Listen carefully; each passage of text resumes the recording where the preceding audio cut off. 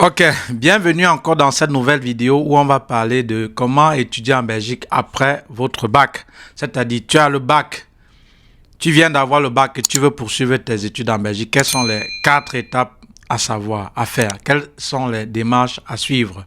Ou si tu as un BTS, une licence ou un master et tu aimerais peut-être faire même master ou bachelier, quelles sont les étapes à suivre? Ou même si vous aviez eu un bac 2, 3, 4, 5, 6 ans après, vous n'avez pas fréquenté et que vous tombez sur cette vidéo, quelles sont les démarches à suivre?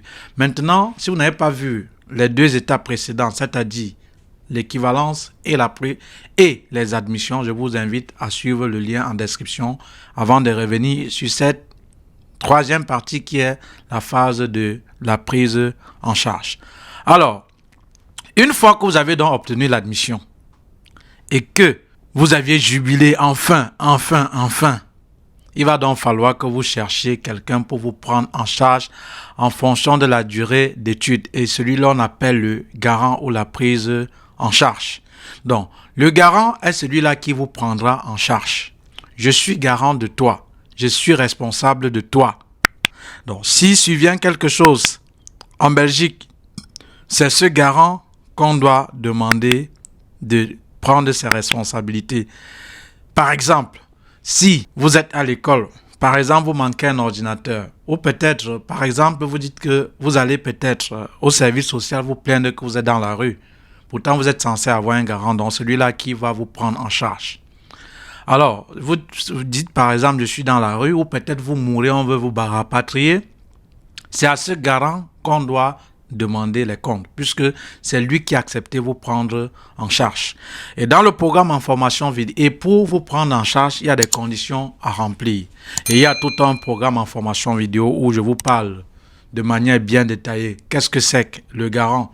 Et même en description de la vidéo, je vais mettre un lien concernant qu'est-ce que c'est que le garant et les questions fréquemment posées. Mais dans le programme en formation vidéo, je vais beaucoup plus m'attarder sur la solvabilité du garant, puisque il faut un minimum de salaire que doit disposer ce garant afin de vous prendre en charge. Donc, dans le programme en formation vidéo, je vous montre comment calculer la solvabilité du garant, parce que vous allez encore observer les enfants, ceux qui ont déjà fait la procédure pour les études en Belgique et qui, par exemple, le plus souvent qui ont eu un refus. Parfois, le refus est lié au fait que la solvabilité du garant était insuffisante, dû au fait qu'il y a certains qui vont parfois chercher des gens pour les aider pour ce service, donc quelqu'un qui va les prendre en charge, et par conséquent, leurs garants ne sont pas solvables. Et vous voyez, ils n'ont pas le visa parce que la solvabilité de ces garants n'était pas solvable. Parce que ce garant n'était pas solvable. Excusez-moi pour la tautologie, je ne coupe pas les vidéos, l'essentiel est que vous me comprenez les enfants. Donc dans le programme en formation vidéo, dont je vous montre comment calculer la solvabilité de ce garant-là, de telle façon que vous ne tombez plus pas dans ce piège. Et je vous montre surtout quels sont les documents à fournir. Si le garant réside dans le même pays que vous, si le garant réside en Belgique ou dans un tiers pays, c'est-à-dire, quels sont les documents à fournir si le garant réside dans le même pays que vous? Autrement dit, ça veut dire quoi? Ici, je vais expliquer le terre à terre pour que vous compreniez. OK? Alors, quand je dis quels sont les documents à fournir quand le garant réside dans le même pays que vous, savez dire quoi? Si par exemple, tu es Camerounais et que ton garant réside au Cameroun, il est par exemple salarié ou commerçant, quels sont les documents qu'il doit fournir? Si par exemple tu es ivoirien et que ton garant se trouve en Côte d'Ivoire et il est ivoirien, il est commerçant ou salarié, quels sont les documents à fournir? Et ensuite encore, quels sont les documents à fournir si le garant réside en Belgique? Vous pouvez avoir une connaissance, un parent, un ami, un oncle, une tante qui aimerait vous prendre en charge en fonction de la durée de vos études. Alors, quels sont les documents qu'il doit fournir? Parce qu'il faut savoir que parfois les gens en Europe, quand vous les sollicitez pour un service, il faut être précis et leur dire exactement ce qu'ils doivent faire pour que ça ne leur perde pas le temps. Alors, dans le programme en formation vidéo, je vais donc te montrer quels sont les documents qu'il faut qu'ils fournissent s'ils résident en Belgique et qu'il aimerait te prendre en charge. Et enfin, quand je dis quels sont les documents à fournir si le garant réside dans un tiers pays, c'est-à-dire quoi? Vous êtes par exemple au Cameroun, vous êtes Camerounais, vous êtes étudiant camerounais, et il réside peut-être en France, au Canada, aux États-Unis, en Suisse. Quels sont les documents à fournir? Donc, dans le programme en formation vidéo concernant le garant, je m'articule sur ces 2 points.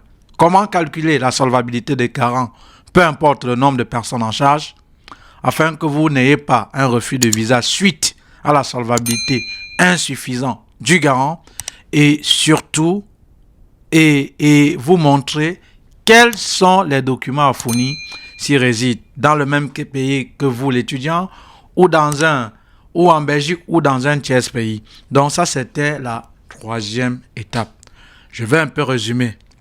Donc, une fois que vous avez l'équivalence, une fois que vous avez l'admission et que il va maintenant falloir que vous cherchiez celui qui vous prendra en charge pour la durée de vos études. Et entre parenthèses, il y a certaines écoles, lorsque vous faites les demandes d'admission, on exige pour la constitution des dossiers déjà un garant. Sachez-le. Ça, c'est la parenthèse et je continue. Donc, ça, c'était la 3e étape. Et je vais revenir maintenant à la dernière étape et après clôturer donc la vidéo. Quelle est la dernière étape une fois que vous avez l'équivalence? L'admission. Et qu'un garant vous a pris en charge en fonction de la durée des études. La dernière étape, c'est les démarches administratives au sein de votre pays d'origine afin de faire votre demande de visa. Parce que vous avez la prise en charge. Le garant vous a pris en charge en fonction de la durée de vos études. Vous avez obtenu une admission. Il y a aussi certaines démarches, formalités administratives que vous allez faire au sein de votre pays d'origine afin de faire votre demande de visa. Quelles sont ces démarches administratives? Qu'est-ce qu'il faut faire? C'est ce qui sera dans l'objet de la prochaine et de la fin de la vidéo. Merci.